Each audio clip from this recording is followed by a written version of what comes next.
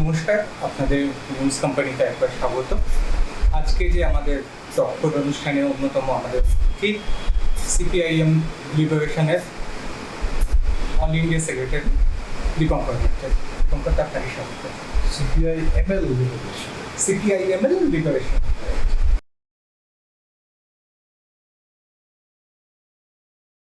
এই মুহূর্তে সামনেই বাংলায় ভোটে যাওয়া বেজে গেছে।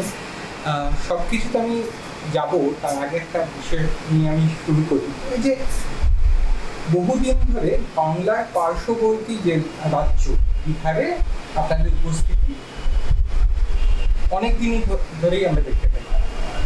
বাংলায় এই প্রথম বার দেখতে পাচ্ছি আপনারা বামপন্থীদের যে জোট, কমিউনিস্ট পার্টি মূলত তিনটে, তাতে আপনার সিপিআইএম এবং সিপিআইএমএল লিবারেশন একসাথে হচ্ছে। এটাই কি টার্নিং পয়েন্ট নৈহাটিতে যে উপনির্বাচন সেটা? আমরা সবটাই হচ্ছে পরিস্থিতির প্রয়োজন। তাহলে আমরা পশ্চিমবাংলাতেও যতদিন ধরে বিহারে আছি ততদিন থেকেই পশ্চিমবাংলায় আছি। আমাদের পার্টির সূত্রপাতই তো নকশালবাড়ি কৃষক উত্থান থেকে। এবং ঘটনা হচ্ছে যে পশ্চিমবাংলায় নির্বাচনী আমাদের যে সাফল্য বা সেটা অনেক কম। আমরা সে অর্থে কোনোদিনই কোনো বিধানসভা করতে পারিনি, কোনো লোকসভা করতে পারিনি। এবং যত দীর্ঘদিন এখানে বামফ্রন্ট সরকার ছিল, আমরা বামফ্রন্টের বাইরে একটি স্বাধীন বামপন্থী দল হিসেবে কাজ করেছি।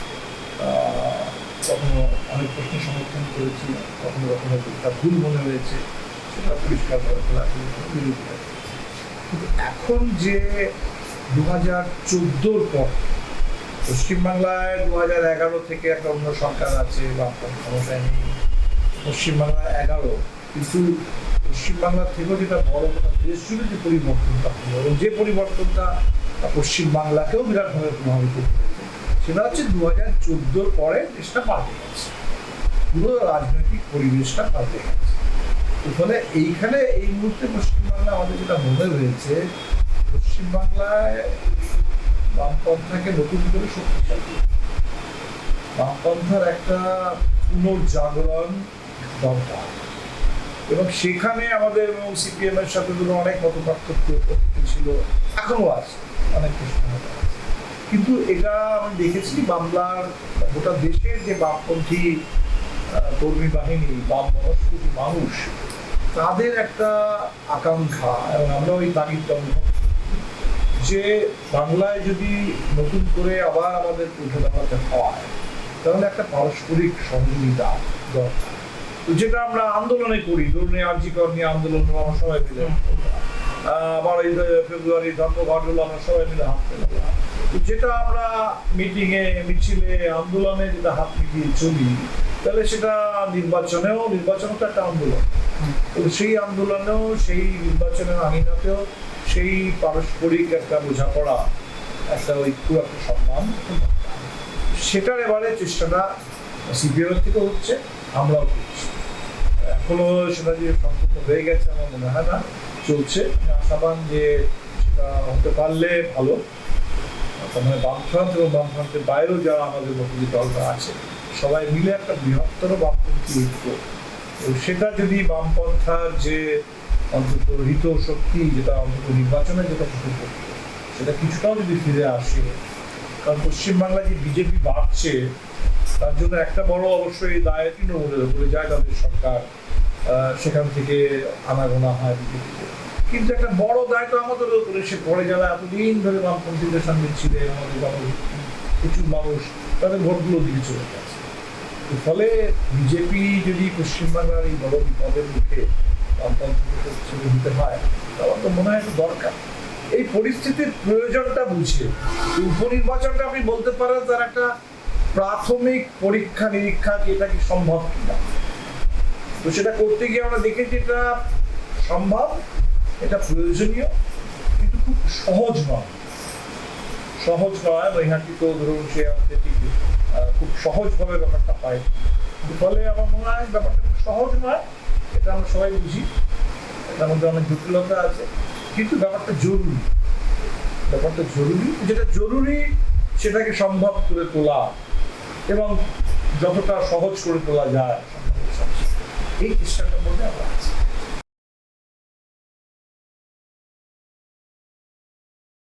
আপনার কথা থেকেই পরিষ্কার হলো যে আসবো যে আজিকর মুভমেন্ট এই সময় আমরা দেখেছিলাম যে একটা বামপন্থীদের যে সেটা নকশালাইজড হতে পারেন, তারা তারা সিপিআই হতে পারেন, সংশোধনবাদী হতে পারেন, সিপিআইএম হতে পারেন বা লিবারেশনের আছেন, এই যে বৃহত্তর এবং মানে যারা নিজেদেরকে স্বঘোষিত বামপন্থী বলেন, মানে যারা কোনো পার্টির সাথে যুক্ত হন না সেই অর্থে, তারাও প্রচুর পরিমাণে রাস্তায় নামলেন।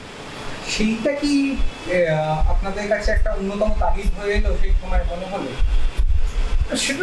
সেটার জন্য শুধু নয়, আমরা তো সবসময় মনে করছি যে বামপন্থীদের যে দুর্বলতাটা আছে পশ্চিমবাংলায়, এটাকে তো কাটিয়ে উঠতে হবে। এটা কাটিয়ে উঠতে হলে পরিস্থিতি আপনাকে অনেক রসদ দেবে, অনেক উপাদান দেবে, আপনার সামনে অনেক দাবি তুলে ধরবে যে এটা করা দরকার, এটা করা দরকার।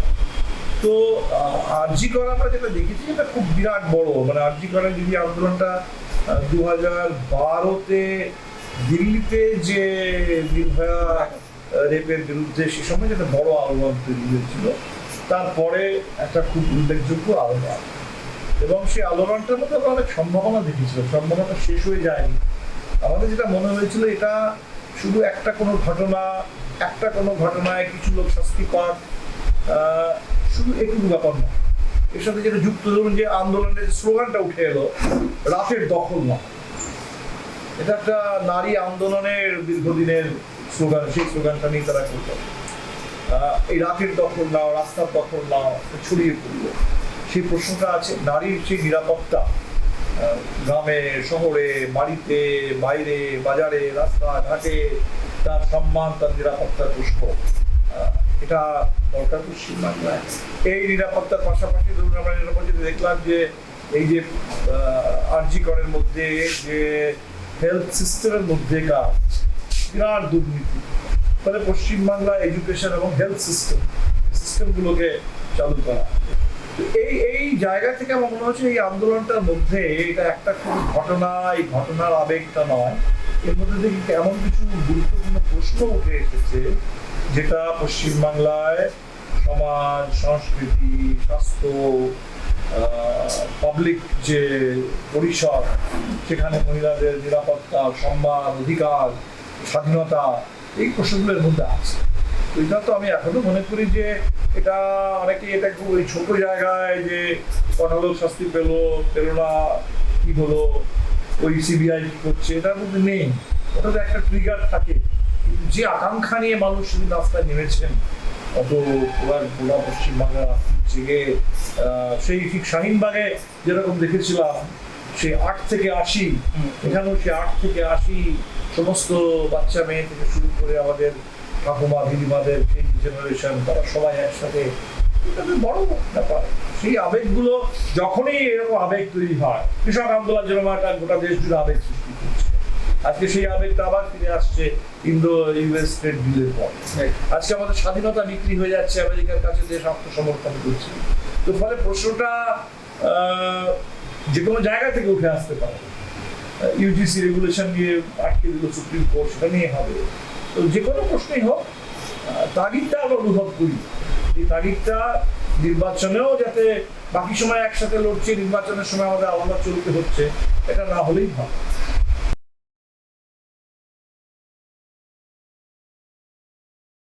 যে বিজেপি মূল শত্রু হয়ে আসা এবং বিজেপি ঘটনাক্রমে আমার মনে হয় মাঝে মধ্যে দেখে যে বিজেপির যে বারবারন্ত, সেটাই বোধ হয় বামপন্থীদের আবার একজোট করতে সাহায্য করেছে কোনো কোনো ক্ষেত্রে। শুধু বামপন্থীদের বলে নয়, কারণ বিজেপিটা আর 5টা দলের মতো না। আমি বিজেপিটাকে সম্পূর্ণ একটা অন্য ক্যাটেগরির পার্টি। এই পার্টি, আরএসএস, তাদের 100 বছর ধরে তারা এই কাজটা করছে, এই পরিকল্পনাটা, তারা দেশের সংবিধানটাকে মানে না, বাধ্য হয়ে এই সংবিধানটা নিয়ে চলছে, সংবিধানটাকে শেষ করতে চায়। তারা একটা আধুনিক ভারতবর্ষ, একটা ঐক্যবদ্ধ ভারতবর্ষ, যেখানে নানা ভাষা, নানা মত, নানা পরিধান, সকলের একটা পারস্পরিক সহাবস্থান থাকবে, তারা এটা মানে না। তারা ভারতবর্ষের যুক্তরাষ্ট্রীয় সবকিছু, এক দেশ অতএব সব এক, একটা মতদর্শ, একটা পার্টি, একটা নেতা, একটা আইডিয়া, তো তারা তো দেশের এই বৈচিত্র্য, এই গণতন্ত্র এটা মানেই না। মানে এমন একটা পার্টি, তারা যেখানে যেখানে যাচ্ছে সেখানে সেখানে বিপর্যয়। আমি বিজেপিকে মনে করি বিপর্যয়ের অন্য নাম। তো সেই বিপর্যয়টা যেখানে ক্ষমতায় চলে এসছে সেখানে তো স্থায়ী বিপর্যয়, যেখানে ক্ষমতায় আসেনি আসবো আসবো করছে, দাপিয়ে বেড়াচ্ছে সেখানেও। এটা তো শুধু বামপন্থীদের বল নয়, এই দেশে যারাই স্বাধীনতা আন্দোলনে ছিল, যারাই একটা আধুনিক ভারতবর্ষ, একটা গণতন্ত্র সংবিধানের ভিত্তিতে আইনের শাসন যারা চায়, তাদের সকলকে ঐক্যবদ্ধ হতে হবে। কেউ গান্ধীবাদী, কেউ লোহিয়াবাদী, কেউ পেরিয়ার, কেউ আম্বেদকর, কেউ ফুলে, আমরা কমিউনিস্ট, কেউ ভগৎ সিং, সবাইকে ঐক্যবদ্ধ। যে নো ভোট টু বিজেপি এক সময় মানে বিজেপিকে আটকাতেই গত বছর অব্দি আমরা দেখেছিলাম নো ভোট টু বিজেপি, যেটা এখন আপনারা বলছেন যে বিশেষত আইজিকর মুভমেন্টের পর যে তৃণমূল একটা মানে এই দলটার মধ্যে প্রচুর পরিমাণে কি বলবো এত চুরি কথা উঠে আসছে এবং অনেক কিছু চুরি স্বৈরতান্ত্রিক একটা মনোভাব আছে এই ধরনের কথা। তাহলে সেই সময়তে বাকি বামপন্থী দলরা যেভাবে মুভমেন্ট করছিল সেইখানে বদলে আপনারা কিছুটা নো ভোট টু বিজেপির পক্ষে গেছিলেন বলে জানা যাচ্ছে, সেটা কি? এবং আমি এখনো বলবো দেখুন, নো ভোট টু বিজেপির বিকল্পটা কি? Vote for BJP. আমি একটা বলছি, আমরা যখন বলেছি নো ভোট টু বিজেপি, যে বিজেপি এমন একটা পার্টি যেটা এই গোটা 2014 পর, 2014 আগের বিজেপি তবু লোক একটা অন্য কিছু ভাবতো, আদবানি বিজেপি বা বাজপেয়ী সময় কিছু ভাবতো। এই যে আজকে বিজেপি, তার যে চেহারা, যেভাবে ঝাঁপিয়ে পড়ছে ভারতবর্ষের সংবিধান, গণতন্ত্র, মানুষের জমি, জীবিকা, অধিকার, অস্তিত্বের উপরে, তো এই বিজেপিকে তো ঠেকাতেই হবে।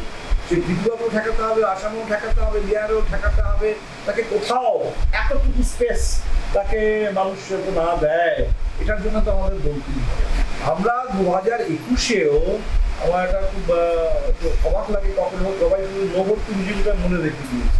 আমরা শুধু সেটুকু বলিনি, আমরা 2021-এ 2016-তে বামফ্রন্ট যে 24টা আসনে জয়লাভ করেছিল, সেই 24টা আসনে আমরা বামফ্রন্টের প্রার্থীদের সমর্থন দিয়েছিলাম।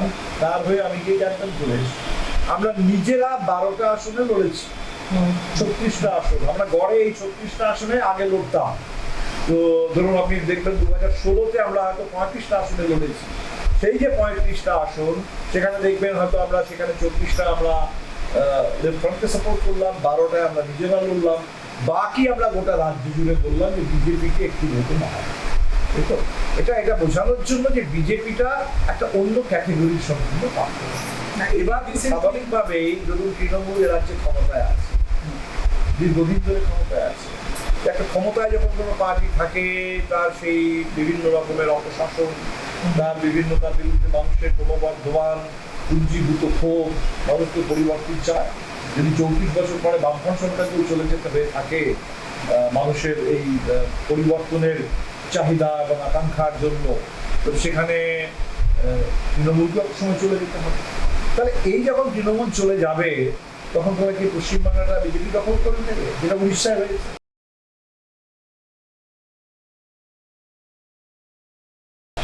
এই যে বর্তমানে বাংলার যে নির্বাচনের আগে একটা অন্যতম রাজনৈতিক কেন্দ্রে দেখা যাচ্ছে কি নাম, সেটা হচ্ছে আইপ্যাক।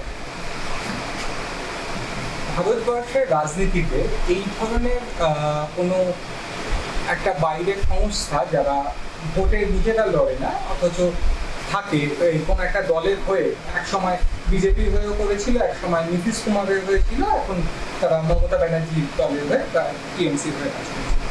এটা আপনি কিভাবে দেখেন? মানে কমিউনিস্ট পার্টির মুভমেন্টের সাথে তো এদের কোনো যোগাযোগ নেই, কিন্তু এগুলো হচ্ছে যে সবকিছু যে বাজারিকরণ হচ্ছে, প্রাইভেটাইজেশন হচ্ছে, তো বিভিন্নভাবে এই ধরনের কোম্পানিগুলো উঠে আসে। তার নাম আইপ্যাক হতে পারে, তার নাম অন্য কিছু হতে পারে, উঠে আসে। পশ্চিমবাংলা এবারে আইপ্যাকটা কোনো বিষয় নয়। পশ্চিমবাংলা একমাত্র বিষয় হচ্ছে এসআইআর। পশ্চিমবাংলা বলে নয়, গোটা দেশ জুড়ে। এবং যেটা এসআইআর পশ্চিমবাংলায় এটা আসছে, সেই এসআইআরটাতে আপনি আসামে এনআরসি হিসেবে এলো, তাতে দীর্ঘ সময় লেগেছে। সুপ্রিম কোর্টের সুপারভিশনে এনআরসি হয়েছে, 2 ধাপে হয়েছে, তারপরে 20 লক্ষ লোককে বাদ দেওয়া হয়েছে এনআরসি থেকে। সেটা বিজেপি পছন্দ হয়নি, কারণ 20 লক্ষের মধ্যে কম সংখ্যায় মুসলিম, বেশি সংখ্যায় হিন্দু, অতএব সেই এনআরসিটা ওদের কাছে গ্রহণযোগ্য নয়। ওরা ওদের মতো করে আর একটা এনআরসির জন্য সন্ধানে উঠতে চায়। পশ্চিমবাংলায় এনআরসি ঘোষিতভাবে আসেনি, এসআইআর এসছে, কিন্তু এক ধাক্কায় 60 লক্ষ লোককে আন্ডার অ্যাডজুডিকেশন বলে দেওয়া হবে। এবং সেই আন্ডার অ্যাডজুডিকেশন গুলোকে এখন আমি জানি না সেগুলোকে বিচারটা সম্পন্ন করতে কতদিন লাগবে। সেই বিচার সম্পন্ন করে তবে নির্বাচন হবে, সেই যুক্তিতে এন রবি চলে এসছেন। এবার এখানে রাষ্ট্রপতির শাসন আসবে কিনা সেটাও আগামী দিনে ক্রমশ প্রকাশ্য কিনা, এইগুলো চিন্তার বিষয়। এবং ওই 60 লক্ষ লোকের মধ্যে যদি আমি ধরে নিই খুব কম করেও 20 লক্ষ লোককে যদি ছাঁটাই করে দেওয়া হয়, তাহলে প্রথমে ছাঁটাই হলো 58 লক্ষ, পরে আরো 4-5 লক্ষ, তারপরে আরো 20 লক্ষ। এই যে লোকগুলো ছাঁটাই হয়ে যাচ্ছে বাইরে, আর এরপরে যেটা আমরা বিহারে দেখেছি 25 লক্ষ লোক ঢুকে পড়েছে। 25 লক্ষ নির্বাচন আস্তে আস্তে আরো 4 লক্ষ তারা এরপরে ঢুকবে। এটা তখন বিয়োগের অঙ্কটা চলছে, যোগের অঙ্কটা এখন আসেনি। তাহলে এই যোগ বিয়োগের মধ্যে দিয়ে যেটা হচ্ছে এসআইআরটা একটা শুধুমাত্র একটা ক্ষমতা দখলের চেষ্টাই নয়, ঘেঁটে দেওয়া, গোটা দেশের গণতন্ত্রটাকে ঘেঁটে দেওয়ার একটা পুরো জিনিসটা চলছে। আমার মনে হয় এখানে ওই আইপ্যাক গুলো কিছুই না এর কাছে। আইপ্যাক একটা, এগুলো তো আমরা আমরা আমরা বিশ্বাস করি না, আমরা কোনো কোম্পানির সাহায্য দিই না, আমরা ইলেকট্রাল বন্ডও চাই না, আমরা এই ধরনের কোনো কোম্পানির কোনো ইন্টেলিজেন্স তাদের কনসালটেন্সি সেটাই চাই না। আমরা মনে করি সেখানে পার্টির নিজস্ব বিবেচনা, জনগণের সাথে পার্টির নিজস্ব সংযোগ, সেটা যথেষ্ট।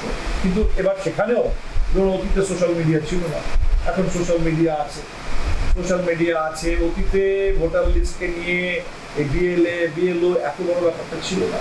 তাহলে যেভাবে ব্যাপারগুলো, ধরুন আজকে একটা ছোট একটা ব্যবসা চালাতে গেলে আপনাকে জিএসটি, আপনাকে কম্পিউটার, জিএসটি, অডিটিং, সে ব্যবহারগুলো করতে হবে। ধীরে ধীরে নির্বাচনী রাজনীতিটা এত বেশি এমন একটা এক্সারসাইজ দাঁড়িয়ে যাচ্ছে, সেখানে এই ধরনের কোম্পানিগুলো, বিভিন্ন কনসালটেন্ট, ইন্ডিভিজুয়াল কনসালটেন্সি হোক, ছোটোখাটো গ্রুপও চলে আসছে।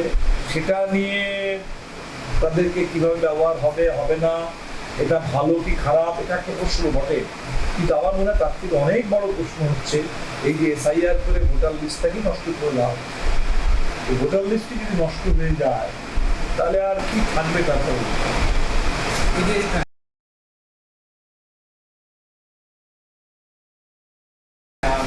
রিসেন্টলি এর আগে বিহারের ভোট হয়েছিল এবং বিহারে তো এসআইআর নামক আনার পর একটা বিশাল সংখ্যক মানুষকে ভোট দিতে দেওয়া হয়নি। সেইটা কি আপনার মনে হয় যে বিহার ভোটের একটা ফলাফলের বিশেষ বড় কারণ? বিহারে ধরুন আমাদের ভোট কমেনি। আমরা 2020-তে 13 লক্ষ ভোট পেয়ে 12টা আসন জিতেছিলাম, আর 2025-এ 14.25 লক্ষ ভোট পেয়ে আমরা 2টো আসন জিতেছি। লোকে ওই 12 আর 2টা মনে রেখেছে, 12 আর 2 নয়, 12-এর পেছনে ছিল 13 লক্ষ ভোট, আর এই 2-এর পেছনে আছে 14.25 লক্ষ।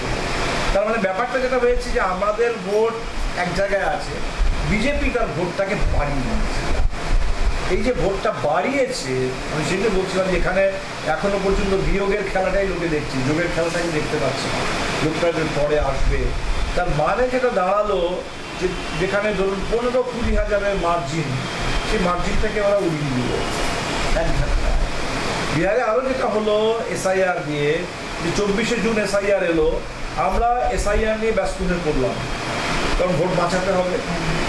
আমরা এসআইআর নিয়ে ব্যতিব্যস্ত, বিজেপি এবং জনতা দল ইউনাইটেড যারা শাসক দল, তারা এসআইআর নিয়ে কিছু করছেই না, কারণ এসআইআরটা তার জন্য সরকারি মেশিনারি আছে। তারা মানুষের বিক্ষোভটাকে প্রশমিত করার জন্য সেই সময় 125 ইউনিট বিদ্যুৎ ফ্রি, এই 400 টাকা পেনশনের জায়গায় 1100 টাকা পেনশন, মহিলাদের ব্যাংক অ্যাকাউন্টে 10,000 টাকা, তারা এই কাজগুলো করছে। আমরা সেই সময় এসআইআর নিয়ে ব্যস্ত থাকতাম। এটা আমাদের জন্য একটা অবশ্যই টাইপের মানে মিসম্যাচ হয়ে গেল। আর তৃতীয় যেটা হলো, এই এসআইআর মানুষকে ভয় পাইয়ে দিচ্ছে। একটা মানুষ যে আতঙ্কিত যে আজকে আমার ভোট নেই, কালকে আমার রেশন কার্ড থাকবে না, পরশু ব্যাংকের অ্যাকাউন্টটা বন্ধ হয়ে যাবে, আমার নাগরিকত্ব চলে যাবে, এই ভয় পাওয়া মানুষকে বাগে আনা, তাকে এটা বোঝানো যে তুমি এদিক ওদিক করো না, সরকারের সঙ্গে থাকো, এতেই ভোটটা দাও, এটা খুব সোজা। মানুষকে ভয় পাইয়ে দিয়ে সেই ভয়ের ভয়াবহন করে এটা করা অনেকভাবে এসআইআর প্রভাবিত করেছে বিহারের নির্বাচন। Single biggest factor SIR, second বড় ফ্যাক্টর হচ্ছে ওই টাকা। পশ্চিমবাংলা যেটা আমার মনে হচ্ছে যে এসআইআর খুব বড় ফ্যাক্টর হয়ে ওঠার সম্ভাবনা ছিল। আমাদের পক্ষে অন্তত একটু ভালো যে বাংলাদেশের নির্বাচনটা একটা তার মধ্যে দিয়ে একটা রাজনৈতিক আপাত স্থিরতা সেখানে এসছে। ধরুন এই যে ইরানের উপরে ইসরায়েল এবং আমেরিকা আক্রমণ করে দিল, আমি অবাক হয়ে যাই যে পশ্চিমবাংলার মতো রাজ্যে অনেক লোকে কিন্তু এই সোজা ব্যাপারটা সরকার দেখতে পাচ্ছে না যে ইরান একটা সার্বভৌম দেশ, একটা স্বাধীন দেশ, তাকে এইভাবে ইসরায়েল এবং আমেরিকা অ্যাটাক করে দিল, এটা করতে পারে না, এটা অন্যায়, এটা সংবিধান সভ্যতা বিরোধী। এই সোজা কথাটা বুঝতে অনেক অসুবিধা হচ্ছে। তারা ভাবছে না ইরানটা বোধহয় যেহেতু মুসলমান দেশ, অতএব ইরানটাকে এইভাবে দেখা যাবে না।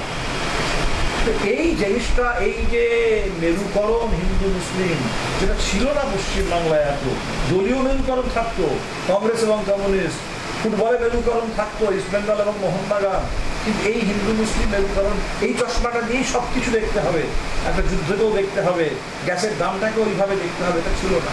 এইটা কিন্তু বেড়েছে। ফলে আমার মনে হয় পশ্চিমবাংলা নির্বাচনটা আমাদের কাছেও একটা বড় ব্যাপার, এই নির্বাচনটা।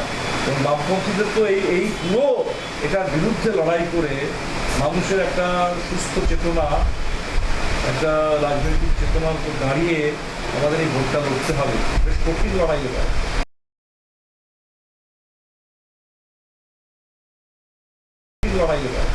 আমি শেষ দুটো প্রশ্নে আসবো, প্রায় শেষে দুটো। একটা হচ্ছে এই যে মেরুকরণের কথা আপনি বলছেন, এই যে বাইনারি, একদিকে হিন্দু বা হিন্দুদের আরও ভোট কনসেন্ট্রেট করতে বলছে বিজেপি, একদিকে তৃণমূল, এই যে তৃণমূল এবং বিজেপিকে এটা মিথ্যে বাইনারি তৈরি করা হচ্ছে না, আমি বলছি মিথ্যে বাইনারি তো নয়, কারণ তৃণমূল ক্ষমতায় আছে, বিজেপি তারপরে সেকেন্ড বিগেস্ট পার্টি, তো তারা তো অবজেক্টিভলি এক্সিস্ট করে, তাই না? এর বাইরেটা তো খুব পরিসরটা খুব ছোট হয়ে আছে। কিন্তু এর বাইরে আমি বলছি ব্যাপারটা ওই দুটো পার্টির বাইনারির মধ্যে নেই। এই দুটো পার্টির বাইনারি থেকে বাড়তে বাড়তে এটা এমন একটা বিভাজনে চলে যাচ্ছে যেখানে পশ্চিমবাংলায় একটা বড় জায়গায় আমার বুঝতে অসুবিধা হচ্ছে। ধরুন বাংলা ভাষা, বাংলার শ্রমিক গোটা দেশ জুড়ে আজকে আক্রান্ত হচ্ছে।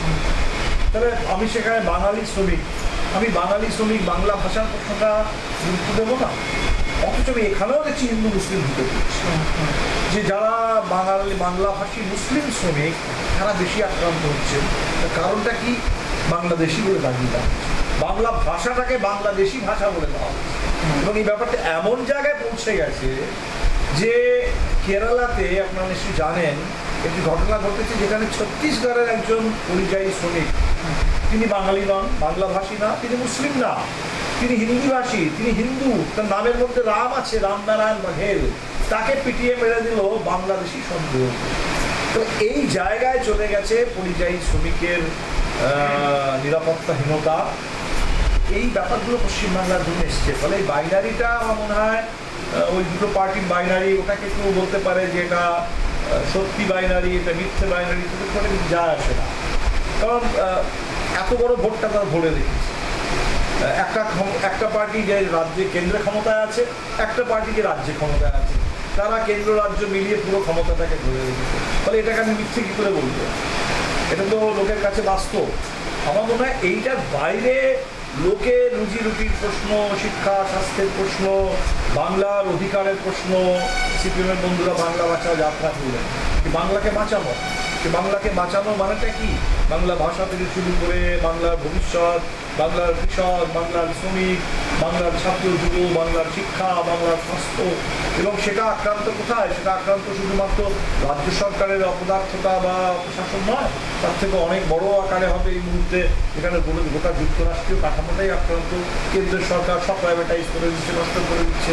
তো আমার এই যে প্রশ্নগুলো আছে বাংলার জন্য, সেটাকে যদি আমরা কেন্দ্রে আনতে পারি, সেটা যদি মানুষের কাছে সব থেকে বড় বিবেচনার প্রশ্ন করে তুলতে পারি, তাহলে এই বাইনারিটা দুর্বল হবে। তাহলেই আমি সেজন্যই বলেছি একটা তৃতীয় শক্তিকে, একটা তৃতীয় শিবির, এবং সেই তৃতীয় শিবিরটা তখনই উঠে আসবে যখন তৃতীয় শিবিরের সাথে সাথে একটা অন্য এজেন্ডা,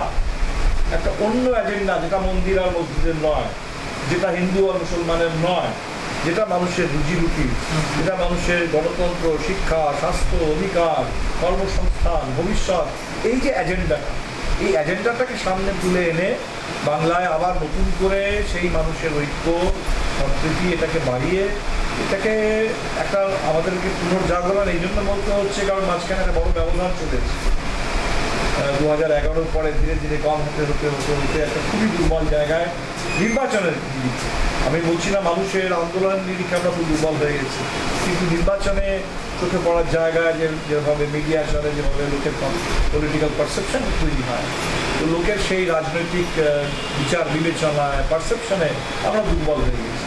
সেই দুর্বলতাটাকে কাটিয়ে উঠতে বাস্তবে আমাদের আবশ্যক।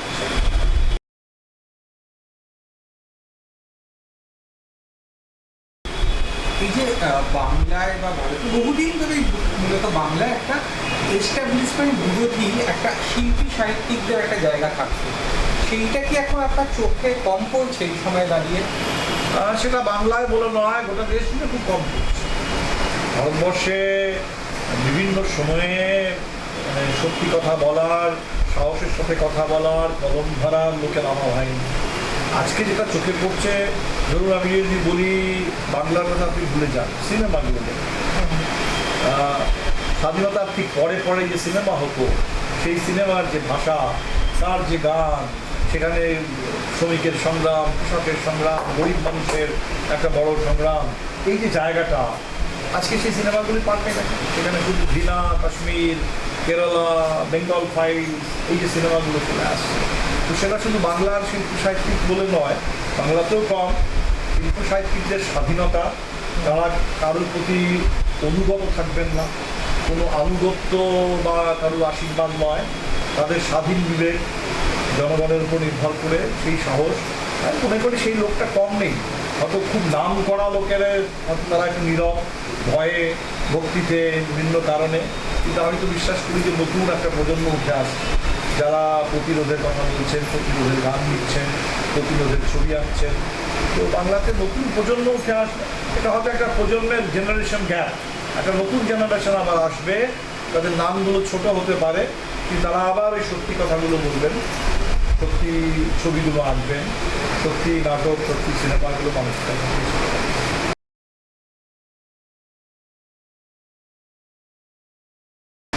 বাম বিকল্প, এটার বিষয়ে আপনার কতটা আশাবাদী?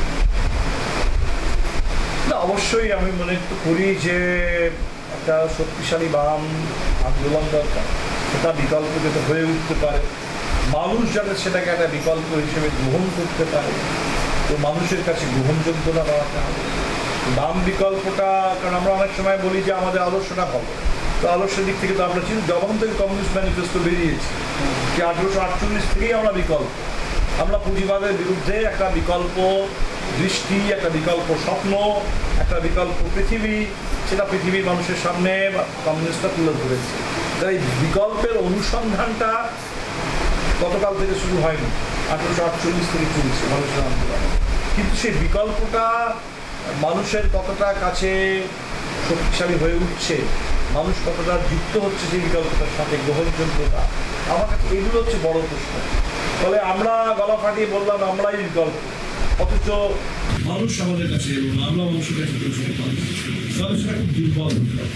তবে বিকল্প কথাটা শুনতে ভালো লাগে, কিন্তু বিকল্পটা কোনো ওই নির্বিকল্প সমাধির মতো ব্যাপার নয়। বিকল্পটাকে গড়ে তোলা, বিকল্পটাকে প্রস্তুত করা, মানুষের কাছে গ্রহণযোগ্য করে তোলা। আমরা এই লড়াইটার মধ্যে আছি এবং সেখানে যদি সবাই মিলে হাত লাগিয়ে লড়া যায়, সবাই পারস্পরিক বিশ্বাস, আস্থা, সম্মান, সহযোগিতা তার ভিত্তিতে, তাহলে অবশ্যই আমরা বিশ্বাস করি বাংলা আমরা এটা আবার করতে পারবো। ধন্যবাদ দীপঙ্কর দা।